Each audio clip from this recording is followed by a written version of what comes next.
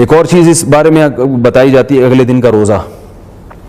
تو اگلے دن کا روزہ بھی کسی صحیح حدیث سے ثابت نہیں ہے. ابن ماجہ کی ایک روایت ہے، وہ بھی سند کے لحاظ سے بہت کمزور ہے.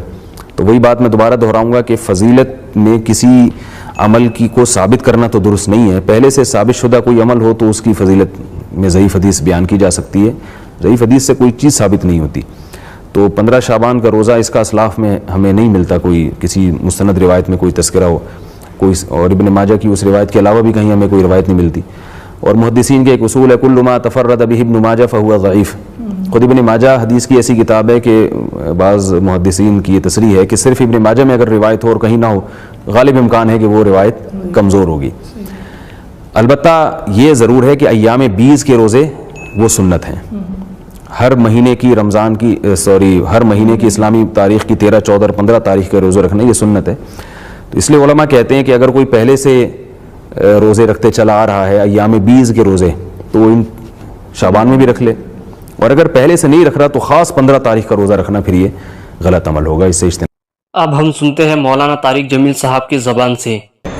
اور اس رات کو میرے نبی کی صبح کو روزہ رکھتے تھے، اور اس روزے کی فضیلت یہ ارشاد فرمائی کہ 15 شعبان کا روزہ پچھلی 15 سے اس 15 کے درمیان جتنے گناہ ہوتے ہیں سب کی معافی کروا دیتا.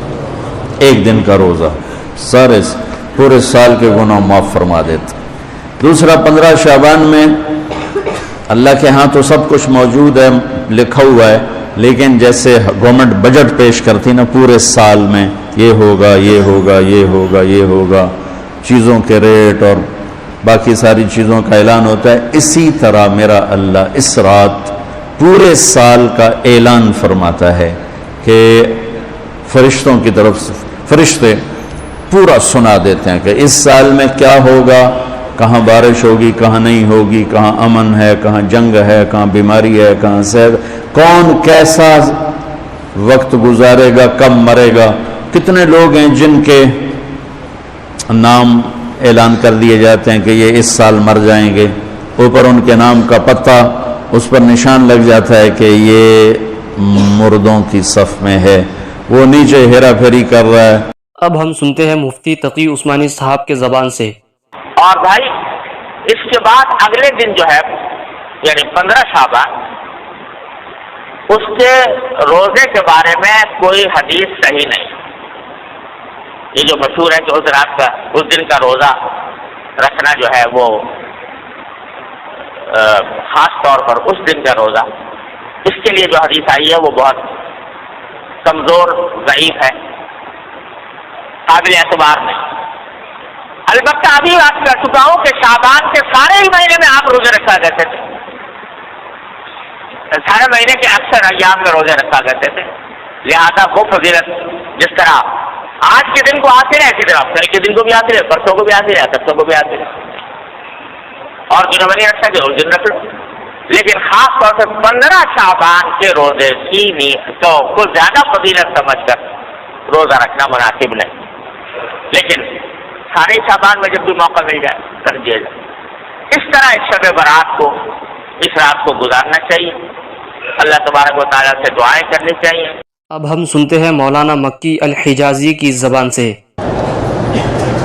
15 شعبان کے روزے کا کوئی حکم نہ قرآن میں ہے نہ حدیث میں ہے. ویسے 13، 14، 15 کا روزہ رکھنا سنت ہے. تم 13 کو شروع کر دو، 13، 14، 15 رکھ لو، 15 بھی آ جائے گی. اب ہم سنتے ہیں مولانا منظور میگل صاحب کی زبان سے. روزہ رکھنا کوئی ضروری نہیں ہے. یہ شب برات کے بات ذرا سمجھ لینا. میں نے پچھلے سال بیان کیا، الگ کیا. مولانا تقی صاحب نے بیان کیا، اس کے بارے میں الگ کیا. مولانا طارق جمیل صاحب نے بیان کیا، الگ کیا. کسی اور مولوی نے، لوگ حیران ہو گئے، ارے چھا کے ملن جو تھا دماغ خراب تھی چکا بابا. مولوی الگ کہہ رہے ہیں، الگ الگ ہر ایک نے کی تقریر یاد کی، ایک کی تقریر دوسرے سے مخالف ہے. مسئلہ ذرا سمجھ لینا.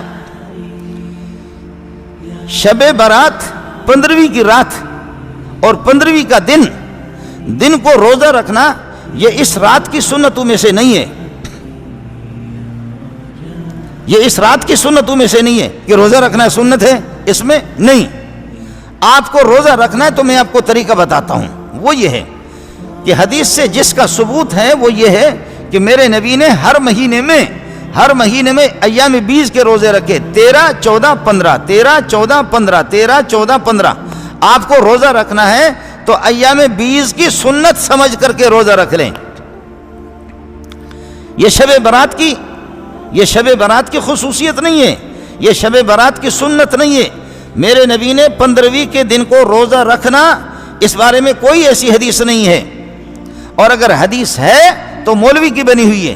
لیکن چونکہ آپ میرے بھائی ہیں، آپ کو روزہ رکھنا ہے، بھائی آپ کو کندھاری انار کھانا ہے نا، ٹھیک ہے، مقصد ہے کندھاری انار آپ کو کھانا ہے، تو کندھار جانے کی ضرورت کیا ہے؟ میں سبزی منڈی سے لے کر آپ کو دے دوں گا۔ ویڈیو کو ضرور لائک کریں اور ان تمام علماء کے لیے کمنٹ میں دعائیہ جملہ ضرور لکھیں جو ہمیں دین کی تعلیم دینے کے لیے ہر وقت تیار رہتے ہیں۔ اب ہم ایسے سوالوں کے جوابات بتلائیں گے جس کے بارے میں لوگ بہت زیادہ پوچھتے ہیں اور ان سوالات کو لے کر لوگ بہت زیادہ پریشان رہتے ہیں۔ شب برات کے تعلق سے یہ سوال لوگ بہت زیادہ کرتے ہیں۔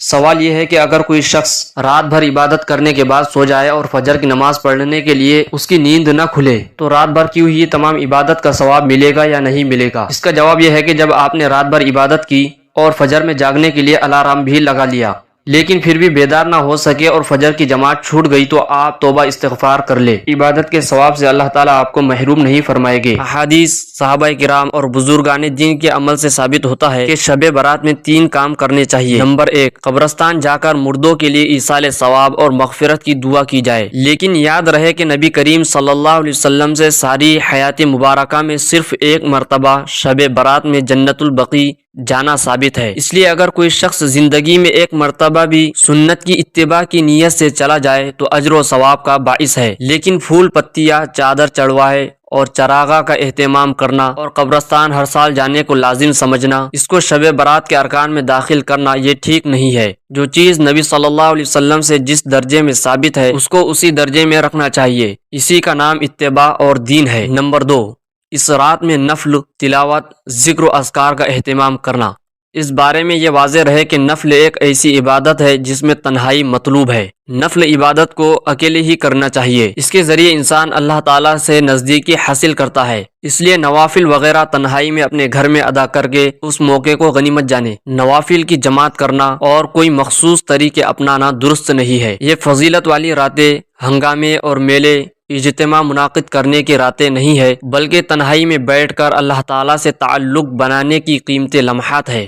نمبر 3، دن میں روزہ رکھنا بھی مستحب ہے۔ ایک تو اس بارے میں حضرت علی رضی اللہ تعالیٰ عنہ کی روایت ہے، اور دوسرا یہ کہ نبی کریم صلی اللہ علیہ وسلم ہر مہینے ایام 20 یعنی 13 14 15 تاریخ کے روزوں کا اہتمام فرماتے تھے۔ اس لیے اس نیت سے روزہ رکھا جائے تو بہت زیادہ اجر و ثواب ہوگا۔ باقی اس رات میں پٹاخے پھوڑنا، آتش بازی کرنا اور حلوے کی رسم کا اہتمام کرنا، یہ سب خرافات اور اسراف میں شامل ہے۔ شیطان ان فضولیات میں انسان کو مشغول کر کے اللہ تعالیٰ کی مغفرت اور عبادت سے محروم کر دینا چاہتا ہے، اور یہی شیطان کا اصل مقصد ہے۔ چنانچہ جان لینا چاہیے کہ اس رات کی فضیلت بے اصل نہیں ہے، اور سلف صالحین نے اس رات کی فضیلت سے فائدہ اٹھایا ہے۔ اس لیے آپ بھی اس رات سے زیادہ فائدہ اٹھائیے۔ ویڈیو کو لائک کریں اور کم سے کم ویڈیو میں جو دعا کی گئی ہے اس پر کمنٹ میں آمین ضرور لکھیں۔